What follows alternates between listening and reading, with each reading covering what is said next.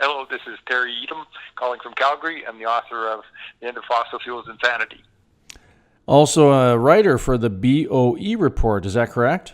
That's right, yes. I'm a writer for the BOE report and Public Energy #1.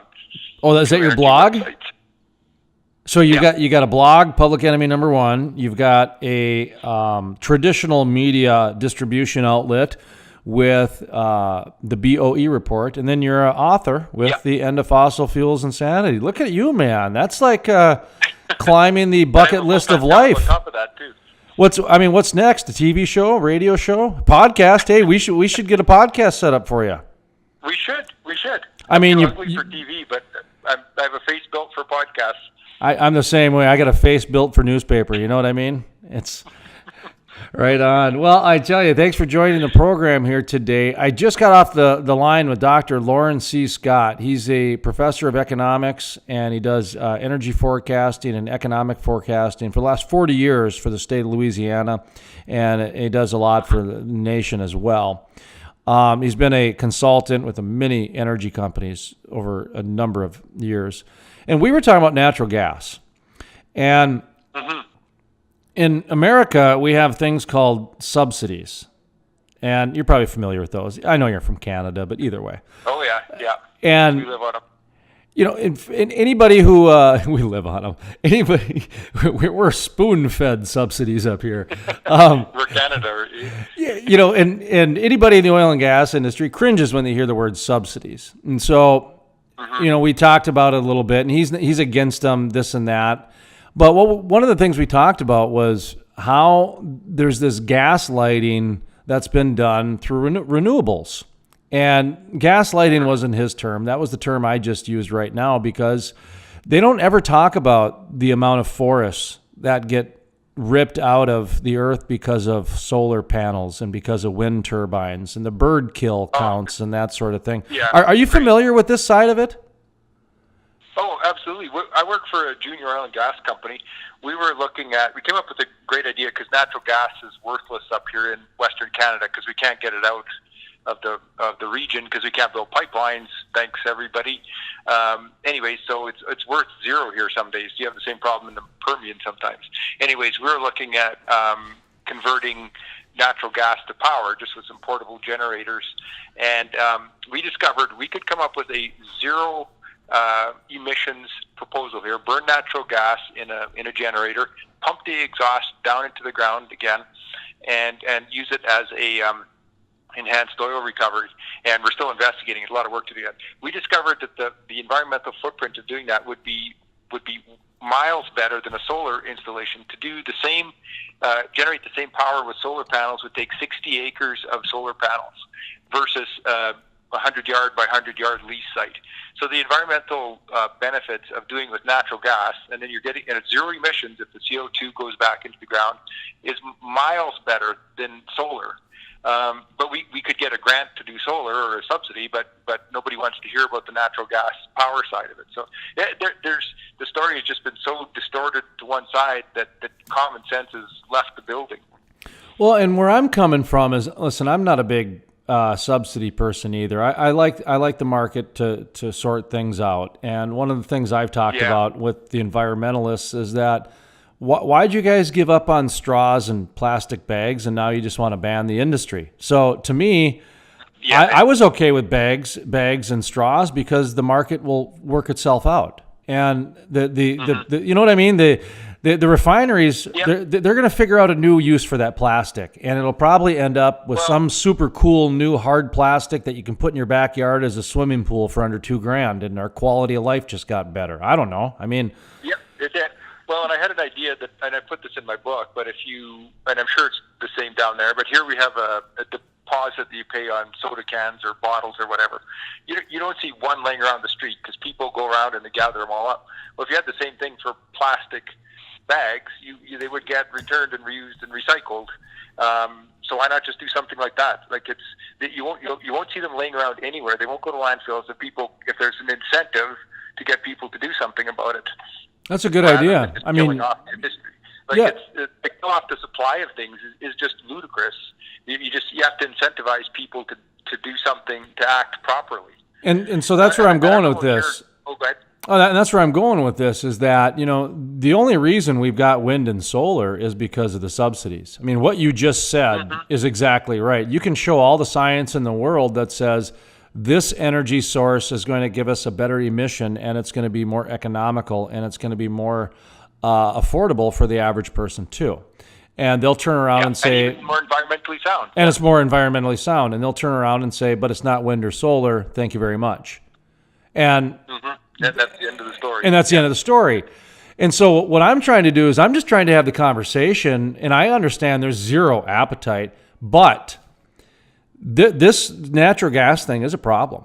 And we not only is it a problem for the energy companies, but I feel bad for all those mineral owners that are not getting paid on that flared natural gas. And the energy companies don't want me having that conversation, trust me. And no, they don't. But at the same time, if we could figure out a way to shift those subsidies on solar and wind, which have very much underperformed what they said they were going to do. 20 years ago, there was a plan, and they've fallen well short to the point to where we have to have a new plan now about renewables. I mean, how many news can we put on the renewables before we've now gone a full 360 and we're doing old again because the farmers that figured out how to use the wind turbines to get water out of the ground are ahead of us. They're still ahead of us when it comes to emissions. And honestly, in terms of investment and output, farmers that used a wind tower, a windmill to get water out of the ground is still above where we're at today. True story. So much better. Yeah. Wouldn't surprise me. In the world of natural gas, we've got so much being flared, and there is a market out there for plastics. And if we could just figure out a way to get some of these crazy capitalists that are spending all their time on well sites away from their families, trying to figure out how to, crack the code and become the next millionaire, and the energy companies are taxed to death, and then they've given the church enough bake sale money and the little league kids enough uniform money. They don't have enough for research and development. They just don't. And how much, you know what I mean? It's like, I feel stupid saying, should we subsidize oil and gas? But at the same time, I'm looking at it like, we could actually solve this flaring problem in 5 years if we just redirected these subsidies. Go ahead. But redirect the subsidies, and also just think outside the box a little bit. The world would kill for free energy. That, like our society and our civilization, this unbelievably good lifestyle we have here is because of cheap energy. And if you go anywhere in the world except for North America, and they would say you are flaring, you're wasting natural gas, and their mind would be blown. In China, in Russia, anywhere. Because it's a valuable commodity, and we have to think about it like that. There's an example I use here. So I grew up on a farm in the prairies here, and every little town used to have an alfalfa processing plant where the farmers could take their alfalfa there, and it would be, you take it green, it looked like a salad, and they would run it through a big dryer, make feed pellets out of it, and we would put them on rail cars and ship them to Japan. And the farmers would make great money doing that. We get paid 3 times as much as we would by making hay out of that alfalfa. And then the whole industry died off when the price of natural gas spiked. Every one of those little plants closed. And the whole industry worked because we had cheap natural gas. And now we have cheap natural gas again. We're wasting it. And it's like, we need somebody, where's the economic development authorities that are looking around the world and saying, what can we bring back that requires a lot of energy? What about a aluminum smelting or recycling place? It takes a lot of heat to melt aluminum, or something else, anything that requires a lot of heat to reprocess it. Why don't we have those set up? Why aren't there portable recyclers scooting around to wherever there's free natural gas, or greenhouses, or another thing? Why aren't we growing vegetables with the free heat and the CO2 that's generated?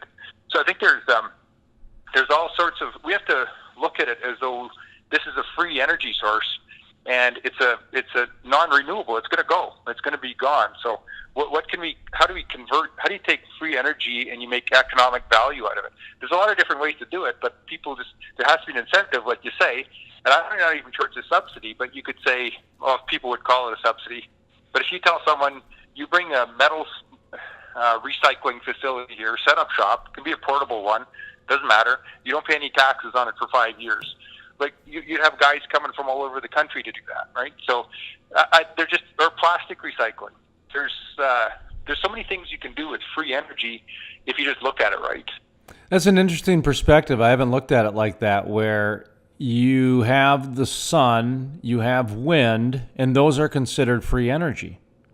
And exactly. And so you're right. I mean, harness, right? Yeah, I mean, you're going to have, I mean, I get it that it's not technically free because, you're using it to get, crude oil to get out. But at the same time, it is because, I was just reading an article that was just taking the Bakken to task on the regulators about how they've just fallen short on their 15% flared cap limit and lowered by 10%. And they're just not even close. And now the Sierra Club's all upset. And I'm just looking at this going, and even the Republicans are even saying they failed. I'm looking at Vicky Steiner here. We need to find an excess flared solution immediately, and Vicky Steiner used to be in charge of the Western Dakota Energy Association. So she's a big supporter of oil and gas because she grew up in the bust and boom towns. So she understands it from an economic standpoint, and also, how they are actually stewards to the land. But this is interesting about the free energy slice of it, because we're having the same conversation. We're just taking different routes to get there. And at the end of the day, I was going to say at the end of the day, that's what we're looking for. We're looking for that little infusion of dollars to that crazy guy up in Canada using natural gas to mine bitcoins, and the guy in the guy in Texas that's figured out a way to turn natural gas into water so he can have a greenhouse down there in the Permian. And I mean, this is some real outside the box thinking here, and I love it. And it does. It needs an infusion of capital, but at the same time, I don't think the energy companies are in any position right now to take risks after the last downturn and with their shareholders. That's where we're at. Yeah. Like as a smaller company, we can't go out on a big R&D spending binge. There's just no money laying around for that sort of thing. And I think most companies are like that now, where everybody's belts are pretty tight. And there's this growth cycle, and this happens in many industries where a growth of one part of it gets ahead of the curve. You see it in real estate all the time. They overbuild, then it adjusts downwards till there's a new happy medium for prices, and then it starts building up again. And I'm looking at a bunch of office towers right now that are a third empty in downtown Calgary, and it's overbuilt. They'll fill up again, maybe someday. But then the oil fields get ahead of themselves too, like the Bakken or Permian, which are doing a lot of flaring now. Just that the rate of growth accelerated past the ability to deal with this solution gas. But it's easy to sit there and poke holes at, but it's very hard to plan for these things in advance. So you're right. We have to do something about it. But what can we do in a constructive manner rather than just shutting the whole thing down?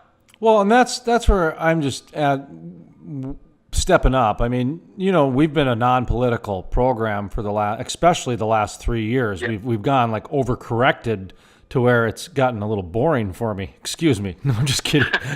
Well, I mean, let's just say, sometimes, you get a geologist on, and it's not the most interesting conversation for everybody in the world, I mean, I'm just saying, but it is to me. You got to call it speed to speed. Well, you're exactly right. I mean, and you know what? The oil industry is perfectly okay with that, and they have conferences for these guys, and they have a blast. I mean, because it's what they like to do. That's right. So before I drill myself 2 miles deep here and can't get out, the world of crazy has really happened. I mean, you've got 2 presidential candidates that have said, let's ban oil and gas if I'm elected. Bernie Sanders, Elizabeth Warren have said that.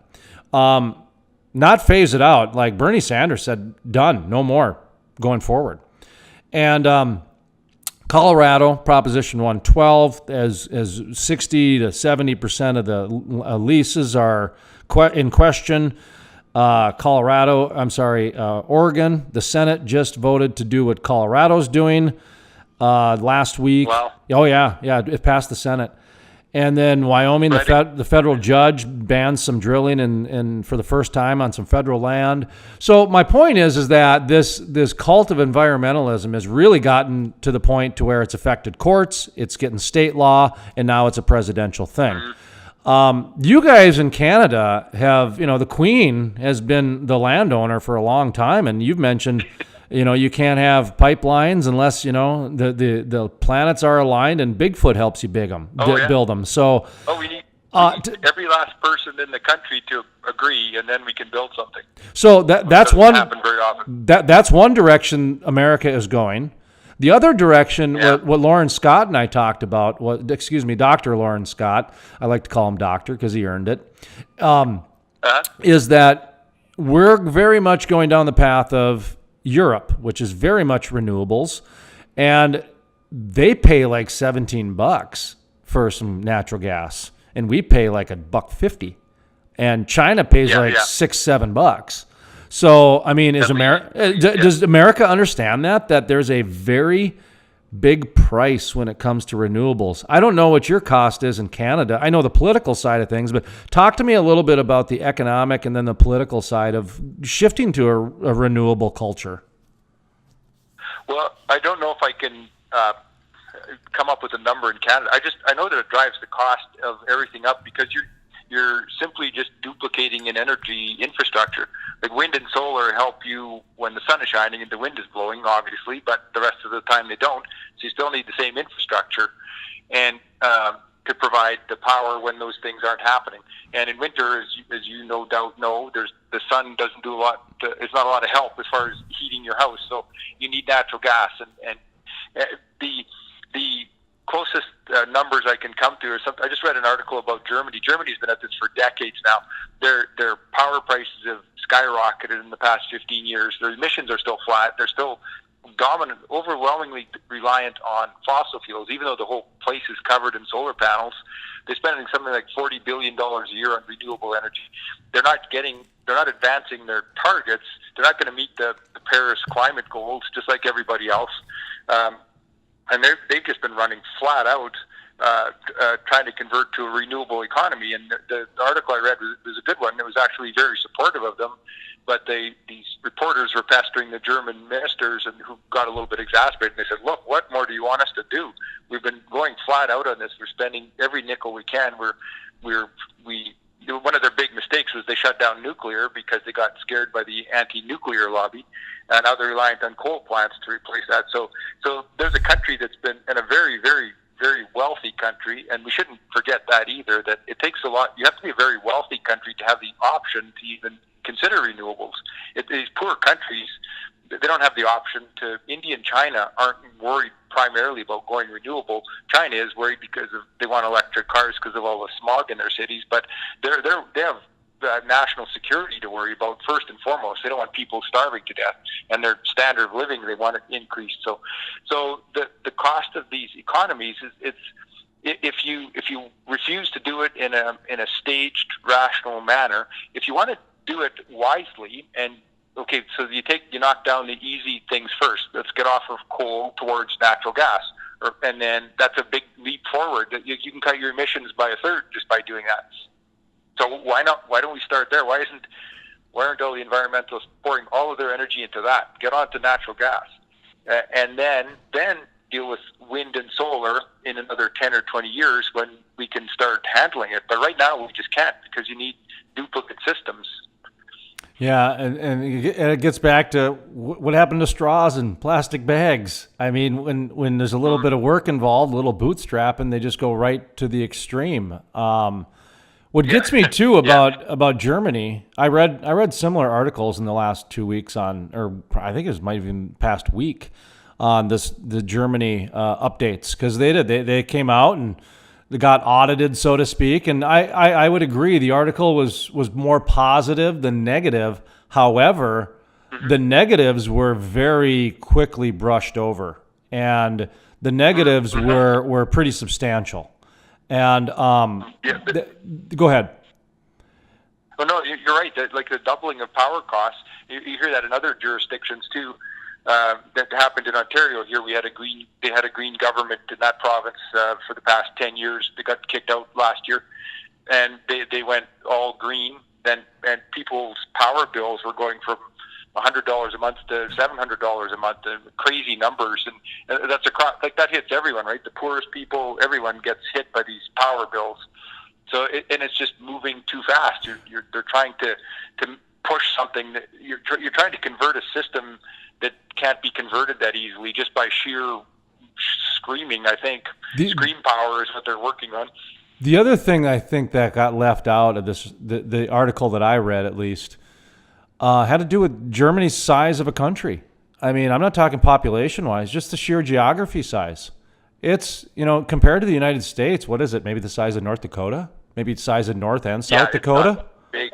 That's right. Yeah. It's not big at all. So when you're talking about changing, transportation systems over and pipeline systems over, the cost is night and day. And so is the geography behind it. So I was really disappointed that was left out a lot of the stories too, in terms of some of those real hard infrastructure and cost parts of it, as opposed to, hey, here's some, ideology that we spouted out the last 20 years, and look at that, they're still positive towards that. And I get that part, but I left the article in Germany like you, like there was still a lot more to be desired than what they were certainly trying to share with us. In Canada up there, what do you guys have in terms of when it comes to subsidies and energy? And do you guys have a lot of solar up there? I can imagine the wind would probably be there, but solar, do you guys have much solar?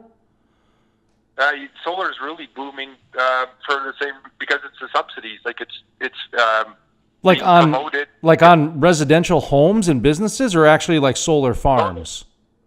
There's solar farms that are popping up, and there are some on homes. People, which is kind of absurd when you think about it at our latitude to have that. But I mean, it works for part of the year, and it's more of a feel-good exercise than anything. I know people that are putting it on their house for $25,000 in a 25-year payback period or something. But it's they feel better about it, so go ahead. But and you shouldn't discourage it. But if you were to take that money and put better insulated windows on your house, I think you'd be better off. It's just one of these misguided things that you could spend $25,000 on a lot of things that if you really want to the environment, you can do it. So, I'm starting to look at it should be discouraged. I mean, when I'm looking at the amount of energy it takes to produce these solar panels and some of the lithium it takes in order to get the batteries and just all these different sides of things, I'm thinking it has and I don't know this, I'm still investigating, but wind and solar don't really seem to have very much of a positive, in hockey and in basketball and sports, you got a plus minus. When your guy's on the court, Kawhi Leonard at the end of the game, when he was out there, 12 points ahead of the rest of everybody, the plus minus thing. I just don't see wind and solar having more of a plus than a minus. On the minus side, people, like you said, they don't want to talk about that, or they don't want to look at it, or their second or third order consequences. Like one of the biggest, so you look at California is such a good example, or so far advanced for wind and solar, but that's creating such problems with the existing grid. And that's one of the reasons, which nobody likes to talk about, one of the reasons for those horrible fires in California was because there's been not enough maintenance done in the existing grid. PG&E, which went bankrupt, has been underspending on that, but they've been overspending on the renewal component because that's the driving force. Everybody wants that to work, but they haven't been cutting the trees under the power lines because that costs money, and also environmentalists are against that too. So now you have sagging power lines which need replacing, hitting against trees and starting forest fires, and that gets blamed on climate change, which gets blamed on fossil fuels, when the cause is in essence too much reliance on solar and wind. And you've heard how often power prices go negative in California, right? It's fairly frequent. Middle of the day, the sun's shining, and they got a surplus of power, so the existing power suppliers get negative prices. The solar guys don't. They make off like bandits, but else has to foot that bill. So that has to come out of somebody's hide somewhere. So it's a maintenance and whatever else. So the minuses, there's a lot of hidden minuses that people just don't look at. Never mind, like you say, which are excellent points too, the cost of manufacturing these things, all the rare earth materials and minerals that go into those batteries. Where does cobalt come from? It's mined by children in Democratic Republic of Congo in slave conditions, but nobody wants to talk about that either. So there's a lot of negatives that people just don't like to talk about.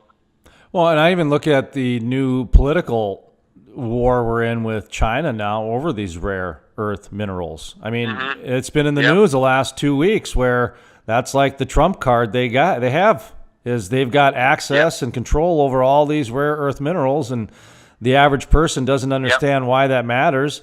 And then if they look at their hand and realize their cell phone is in their hand, they realize really quickly why China doesn't, why China's in the driver's seat for that. Because, I mean... And is that, do you really want to hand them control for that sort of thing? I don't think that's wise either. Never mind the environmental nightmare that's created when they process them over there, because their standards aren't what our standards are in the U.S. or Canada. Like here we see things and it's wide open. People can document it. They can take pictures of whatever they want. Not the case over there. They hide whatever they want. So we pay a big price for having an open society here too. We allow the enemies of industry to just come in and see whatever they want and do whatever they want. So what you mentioned subsidies in Canada. There's one thing that's I don't know if it's off topic, but it really annoys the hell out of me. Sorry if I can swear on your show. Of course you can. A lot of people accuse the fossil fuel industry of being overly subsidized, and I just read some articles on that recently about how many dollars in subsidies the industry receives, and there's these international groups, the International Monetary Fund or something, put out a paper which gets referenced a lot. Maybe your economics professor would have been familiar with it, or ones like it, but they calculate all of the subsidies that the petroleum industry receives. And I dug into it a little bit, and it's just a bunch of gibberish. It's just economic theory about they pile on a big number on there of a subsidy. They say that the social cost of carbon, which is, I don't know what that is. It's some theoretical construct by academics. But they talk about the price that should be added to fossil fuels to compensate the world for pollution is $35 a ton or something. And then they add that to every barrel of oil produced, and they call that a subsidy. But it's not a subsidy because no money went out anywhere. That doesn't help. It doesn't help oil production not to charge that. It's a possible tax that they could put on if they want, but it's not a subsidy. So there's this definition of subsidies, which is hugely twisted. I would have been interesting to hear what the doctor said about that. I'm really actually glad you brought that up, because that was something I wanted to talk to Dr. Lawrence Scott about, because he's an economics professor, but it didn't come up and I didn't interrupt him in like I did you were there in the proper time, because this is something I noticed in the Bakken was the narrative behind the industry trying to cut their extraction tax down was like a subsidy. And I'm thinking, well, no. They're already paying 11.5% tax here. They're just trying to get their tax reduced, and you guys are trying to act like they're getting a subsidy here? No. Yeah, and that's exactly what you just said. Yeah. Yeah, so I'm not the only one seeing that out there. Okay. There's and that's a bit of a socialist mentality. You don't want to bring thunder pouring down on you, but by getting into politics. But there's a viewpoint out there that if you're a company and the government has a right to tax every dollar you have, and if they choose not to tax $20, then that's a subsidy to you, and that just runs counter to common sense. But that's how it's viewed. That's how a lot of these subsidies are calculated. If a government chooses not to tax you for something, then they call that a subsidy, which is just, I mean, that any businessman, that just blows your mind. But to some people, that's sound theory, which is why we hope we never, ever, ever get to run a country. But you never know in these days. I've never heard it phrased like that, but I could definitely see where someone would think like that. Well, it is like you say. If you want a tax rate reduced from 11% to 10%, and somebody calls that a subsidy, well, no, they're just taking less of your money. Like, how do you? You have to be you have to really twist the meaning of words to come to call that a subsidy by not taking something. If I go steal your car and then I decide to give it back to you, did I subsidize you? Like, I don't know how that math works. Yeah, I don't understand that as well, but I have noticed the twisting of those words and the twisting of that, and I'm glad to see. If you get the chance, just challenge those people and say, what exactly is a subsidy? What was the cash payment that was written? Where was the check that was written to this company? What was it for, and how much was it? Not how much of their money did you not take? Anyways. I'm on my soapbox, sorry. No, that's okay, man. It's a fresh new approach here with the Crude Life. We're accepting more of the soapbox mentality. Well, like I've said, we've now believed that when it comes to the environment and energy, it's no longer political. I mean, we've got states banning drilling on a certain amount of land. You've got 2 presidential candidates that are trying to ban this. The narrative has gotten so extreme that we do feel like there is a need for a little bit of an overcorrection, just to say, you know what, let's look at this other side and see if got to come back to reality. Well, I mean, honest to God, when I speak at the Energy Expo in Gillette, Wyoming, on the 25th of June, I'm going to have a picture of Supreme. What's his name? Vermin Supreme. He's the fringe candidate that runs for president.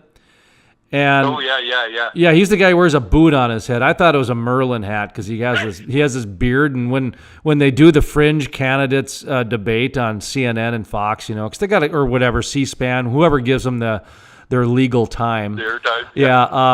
Oh, I love it. I love it because it's some of the it's better than reality. It is reality TV. It's the most reality of TV you can get. That's right. It is. And God bless them. They went out and got the signatures needed. And I mean, that's inspiration right there. So I'm watching these guys and they're crazy. They're absolutely crazy. And so I made a joke that, the Merlin candidate would probably want dragon legislation, okay, and legislate dragons because the Game of Thrones is popular, and he's a fringe candidate, and he'd say something so ridiculous that the media would never run it, and that's why they're relegated to 2 a.m. on C-SPAN, right? Okay, so Bernie Sanders and Elizabeth Warren are coming out and saying let's ban drilling, and they're serious. I looked it up. Bernie Sanders said he will put a memorandum on, I don't think I said that right, on drilling if elected. Okay, that's a ban right away.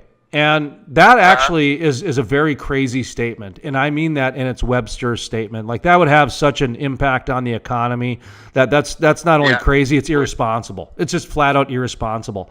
So any media outlet that allows that to be said, shame on you. You're just what?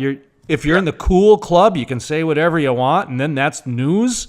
So shame on you, media. Shame on you, Bernie Sanders. I want to put up there what Vermin Supreme's platform was, which is he wants to make it a law that you have to brush your teeth every day, and he wants to make sure everybody can have a pony. And I actually believe that Vermin Supreme, or whatever his name is, has a more realistic platform than Bernie Sanders and Elizabeth Warren. I think I could get every kid a pony in America and get them to brush their teeth before they could ban drilling. You can't even make this up. You can't even make this up. Anyway, so what's going on in Canada with your crazy laws? Well, they're right up there with yours. They're just like, they're falling all over themselves to declare, the latest thing is to declare climate emergencies. And nobody knows what that means, but these governments are passing laws to start calling it a climate emergency. And there's the people that are, it's the same disease you have. We're more advanced because you can't build anything in this country anymore. It's all ground to a halt, like, because somebody will protest and then you got to respect their rights and you can't do anything. So we're kind of a little bit more advanced, and the pressure to stop drilling and that sort of thing. There's the hot spots like Alberta, just like Texas, where it's going to be very, very hard to get people on side to stop drilling or something like that, because we understand the business and how much it's required. But it's the same madness. One thing that's interesting, though, because we're a little bit ahead of the curve, so you've got all these wingnuts like Sanders and whoever else coming up, Warren, saying that they're going to ban drilling and stuff. Once they actually get handed the keys, if they do, like that happened here in our province in Alberta. We had a soft socialist got elected in 2015. Rachel Notley was her name, and she got into power. And before she got into power, it was a big protest vote because the existing conservative government had kind of gotten long in the tooth. And anyways, she was against pipelines, against fossil fuel development and all that, because that was just the nature of her party, just like the Democrats down there. And then when she got into power, and all of a sudden, okay, now it's your responsibility to balance the budget, and it's your responsibility to manage the unemployment rate. Oh, and you want to build new hospitals? Well, where's that money going to come from? And you want roads paved, and you want new schools, and then when faced with the cold, hard reality of actually running something, which none of these people ever do, but when they actually have to run something, then all of a sudden the light bulb went on and said, well, maybe pipelines aren't that bad. And so she started advocating for pipelines, which just kind of caught everybody by surprise, sort of, that she just did an about-face like that. But so we've seen that phenomenon happen here. And same as Ontario, they kicked their government out, but they had this super green leader in that province and was running the province right into the ground. Ontario is a province in Canada, so it's the biggest economically, but it has $180 billion in debt. And if you can imagine that for one province in Canada, it's mind-boggling. Anyways, a large part of that was because of their green initiatives. And eventually the population just said, well, enough of this nonsense. And they kicked them to the curb, and they brought in somebody who canceled a bunch of subsidies and that sort of thing. So there is a bit of hope. Now, maybe you have to get maybe these people get in power, and then maybe they do a lot more damage. But at some point, reality sets in, and they realize, like, okay, well, that was a fun theory, but reality doesn't work that way. It's like getting rid of global poverty. If you could do that by waving a wand, it would have been done a long time ago, right? Or passing some legislation. The world just doesn't work that way. You got to build things. So these people, Sanders and Warren, they don't build things. They don't understand that. They just sit there and they screech. I want to actually have to be responsible. Yeah, I wanted to touch back on the leadership part for just a second. But first, I wanted to ask you: did you say climate emergencies? Oh yeah, you'll hear about it. That's the new term. The new term, yeah. That's going to catch people. This is where I think the oil and gas industry needs to do some PR and some marketing, because I'll never forget this one guy about 5, 6, maybe 7 years ago. He was at the Rocky Mountain Energy Infrastructure deal. It's a big energy and economics summit they have out there. Federal Reserve guys go out there, that sort of thing. It's like a rare albino white elk sighting out there. It's just people that you never see. And he said, he goes, it's almost like we gave the best ad agency in the world the most money and said, hey, can you come up with the worst name possible for what we're doing? And they came back with fracking, and the guy, and his point was that, as an industry, we don't do well with PR. And that was his point. No. We've got nothing on the whole case file. I think I really think the oil and gas industry needs to step up right now. And the reason I do is because of, the whole Colorado and Oregon and Bernie Sanders, Elizabeth, that narrative. But climate emergency, that's a good word. That's a good name. And it's coming. Oh, you're going to catch people's heartstrings and yada yada type thing. And the one thing I read some of the. Oh, go ahead. Oh, I was going to say, the one thing I do want to say, and this goes back to the leadership part, is I also think that they need to start throwing money and start giving money to some different people. And when I look at what has happened in the oil and gas industry over the last 10 years, they've had an incredible momentum from hydraulic fracturing and horizontal drilling. The part that they failed is PR. And so the people that they've given the monies to are the same people over the last 10 years. And those people have had to do multiple rebranding campaigns for the industry because, in North Dakota, they had to after the DAPL pipeline. I mean, that was, I I still get people telling me that was as big as a black eye as the BP spill, because you've got North Dakota officials shooting disabled veterans with rubber bullets and spraying them with water and sub-zero temperature. You ain't going to win any PR battle that way. And unfortunately for the oil industry, they were the ones that caught the brunt of that. Not the officials in North Dakota, but the energy industry caught the brunt of that. So my point is that the same ways with the same people don't seem to be working. You got states banning drilling. You got presidential candidates talking about getting rid of the industry. So I don't understand why they continue to try the same strategy that they've been trying for the last 10 years. I think it's time to try something new. Yeah. Go ahead.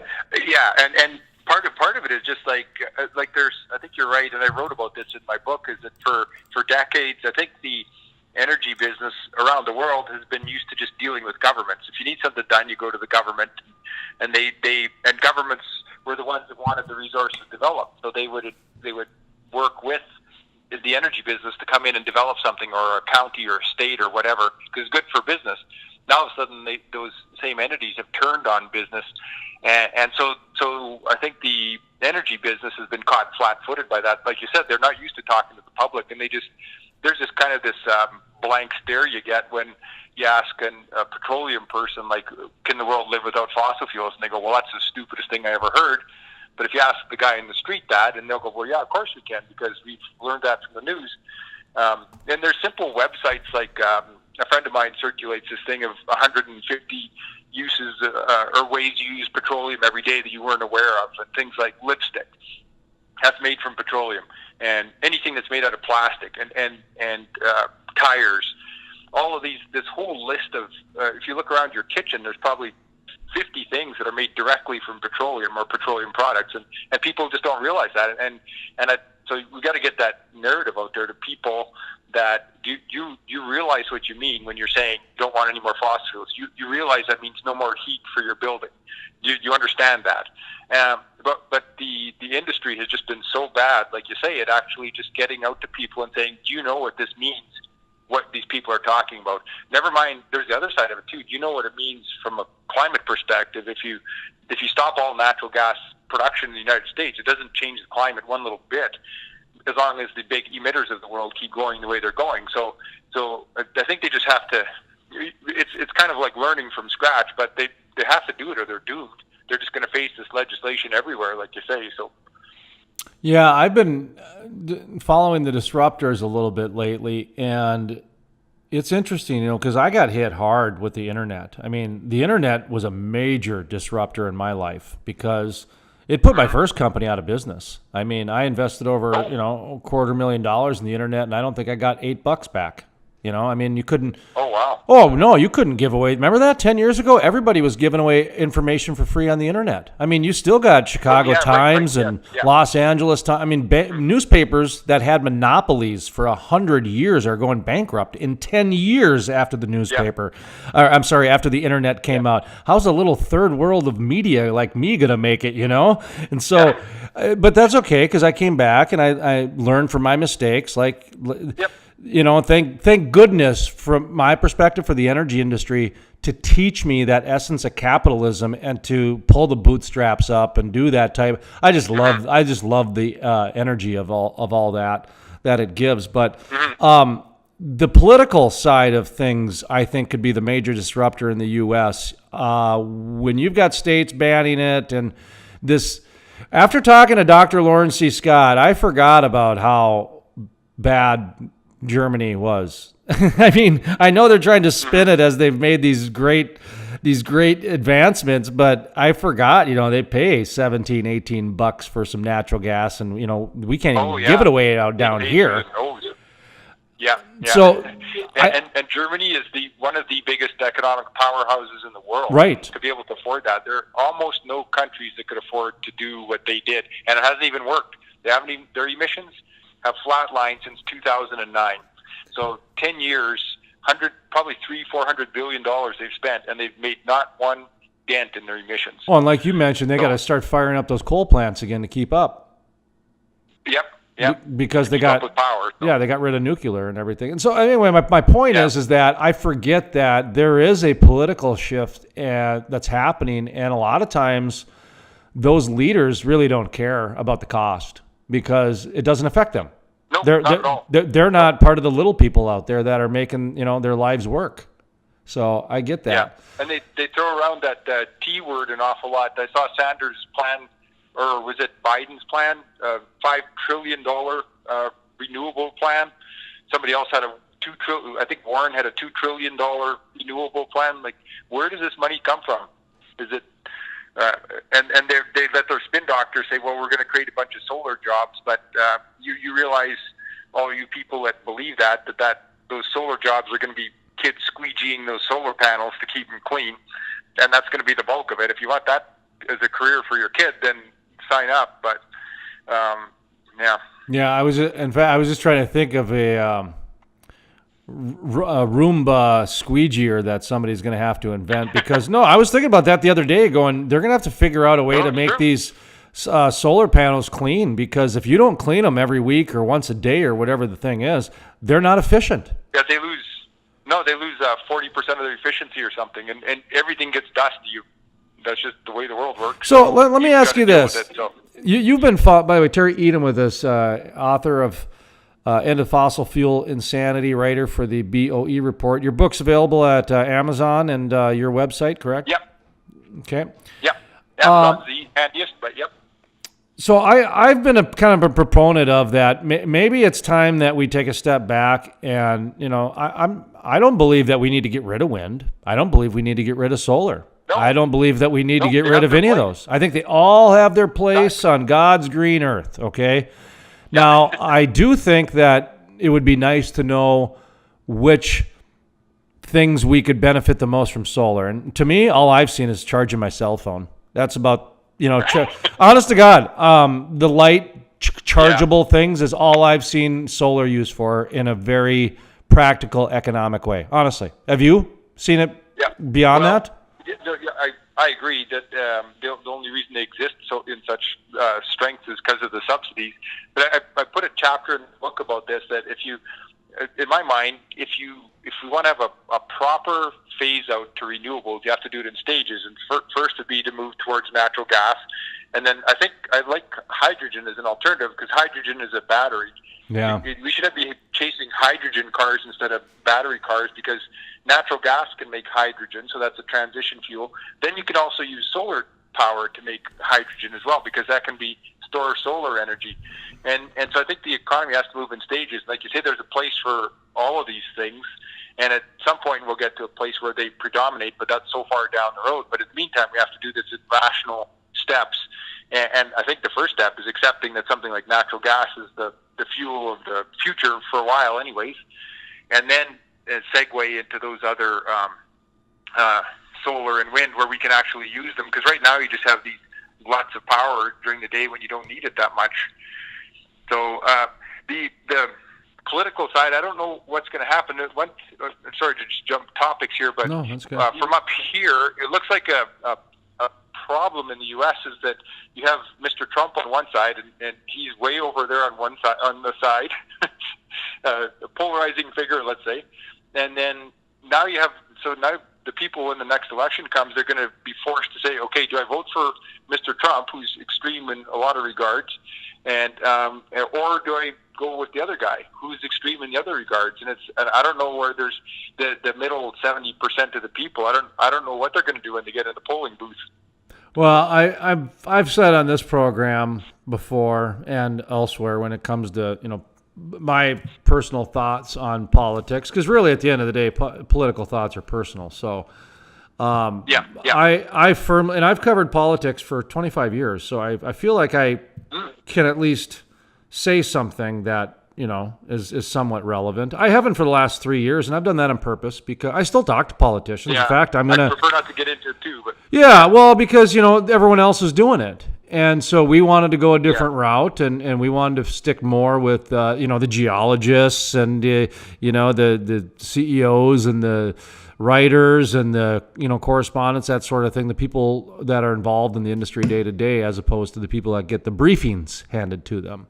Now, we still talk to politics or politicians because they do have a full-time job, so we'll talk to them about that and et cetera. But excuse me there, as I just kind of, I guess, totally. Where were we going with this? Bernie Sanders, Trump. Okay, so I believe Donald Trump is going to win. Donald Trump will win the next election, hands down, no matter who runs against him on the left side. Any Democrat that runs against him, whether it's Joe Biden, Bernie Sanders, or Elizabeth Warren, Trump will beat him because he's not a politician, and they are. Yeah, he's not owned by anyone. Yeah. Yeah, and I think that they some of these hardline stances, like of Sanders and Warren's, like you say, when we're going to shut down drilling all over the place.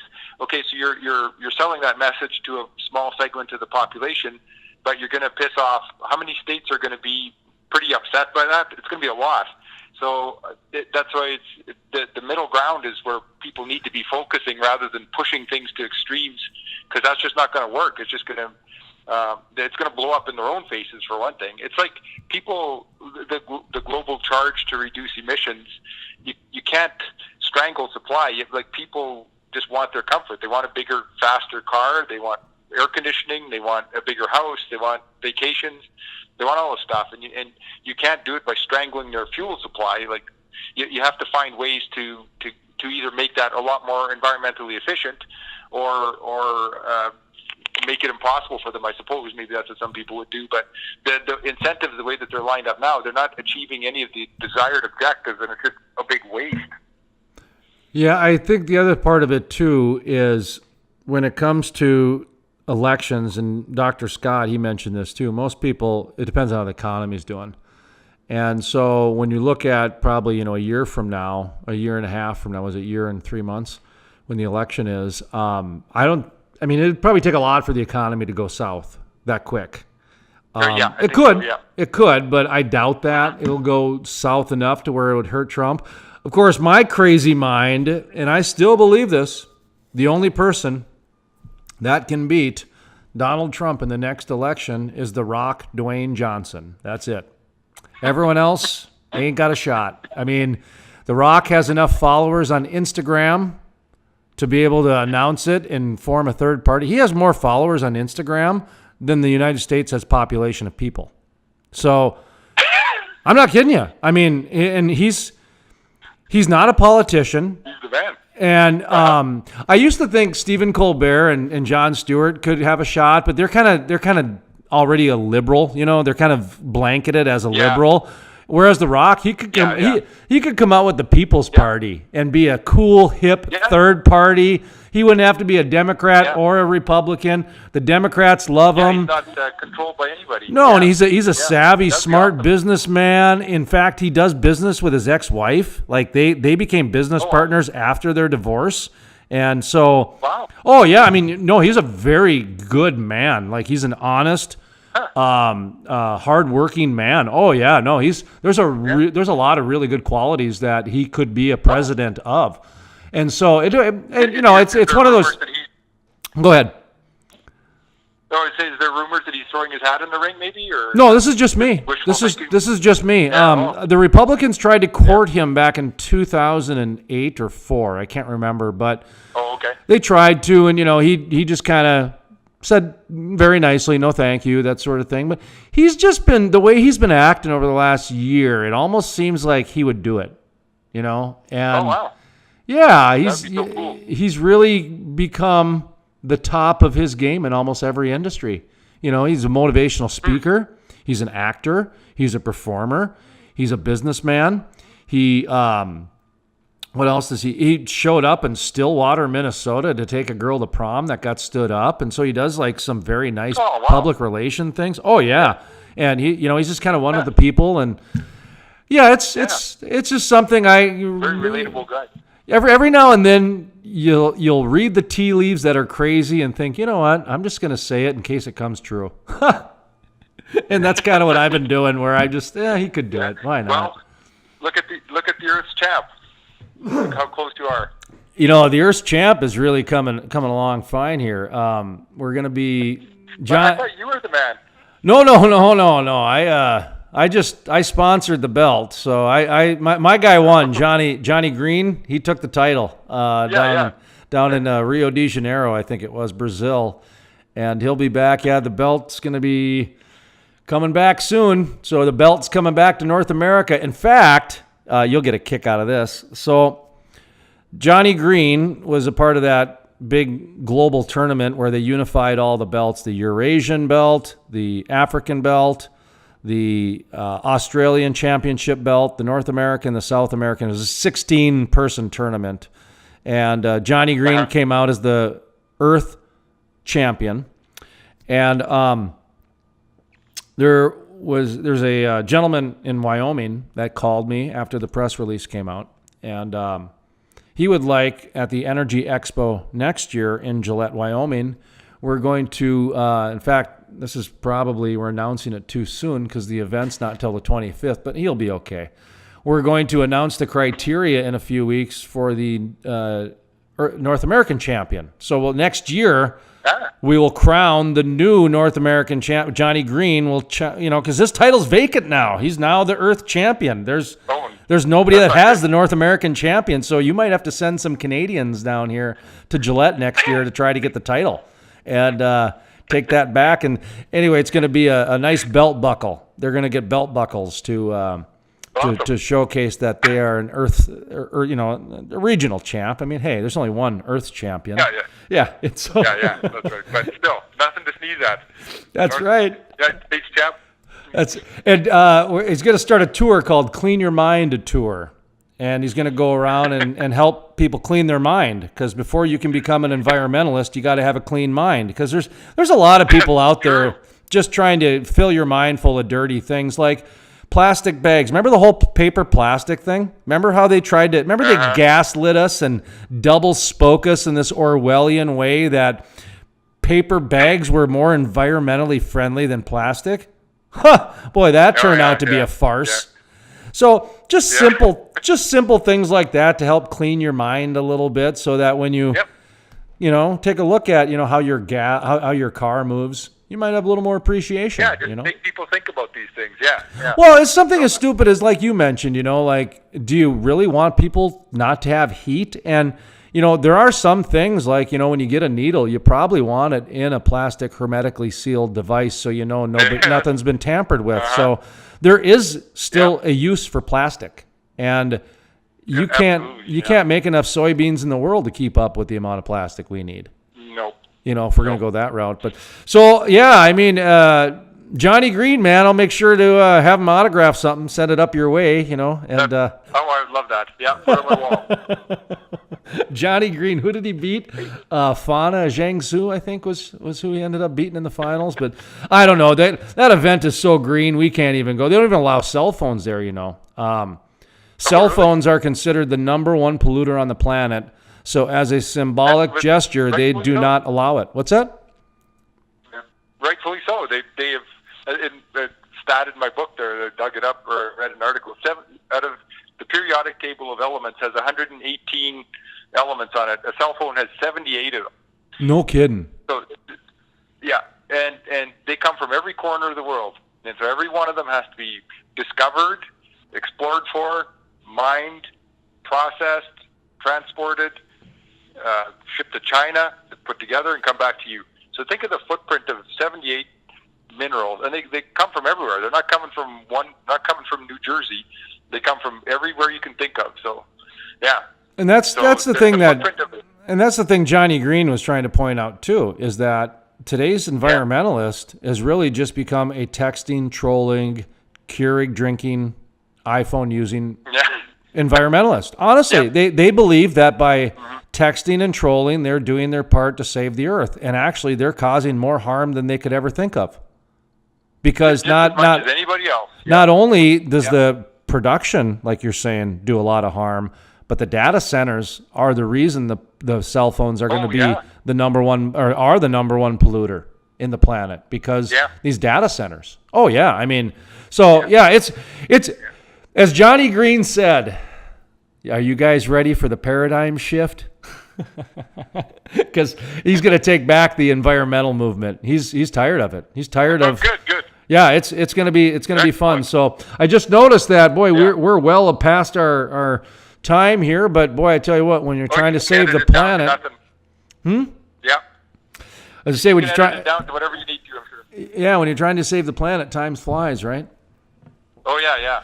All right, It's not an easy time to come up with. So. give yourself a plug once again where people can get your books and read your BOE report. Oh, certainly. Yeah, sure. So I write for the BOE report and a website called Public Energy #1. And my book, The End of Fossil Fuel Insanity, is available on Amazon and Barnes & Noble even too, if people still go there. Bless their hearts.